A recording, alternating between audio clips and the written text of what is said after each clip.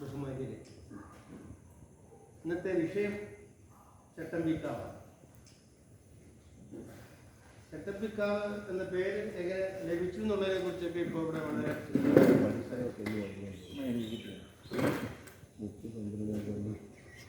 പ്രാസംഗികര് പറഞ്ഞതുപോലെ ഈ പ്രദേശം മുഴുവൻ ഏകദേശം മുക്കാൽ ഭാഗവും കാവായിരുന്നു എന്നാണ് പറയപ്പെടുന്നത്.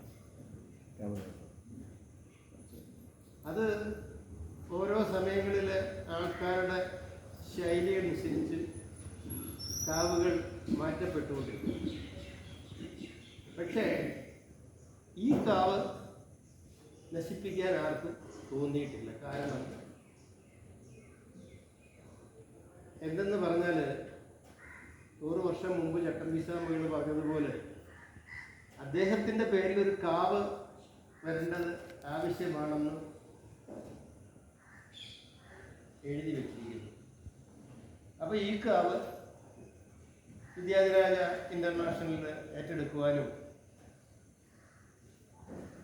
ആ കാവിന് ഒരു പ്രതിഷ്ഠ നടത്തുവാനും ഇപ്പം നമ്മൾ വാർഷിക പൂജ നടത്തിക്കഴിഞ്ഞു. അപ്പം അങ്ങനെ ഇരിക്കുന്ന അവസരത്തിൽ അത് ഒരു നിത്യപൂജ, മാസപൂജ നടത്താറുണ്ട്. പക്ഷെ അത് നിത്യപൂജയായി നടത്തുവാൻ ഒരു ആലോചന വരികയും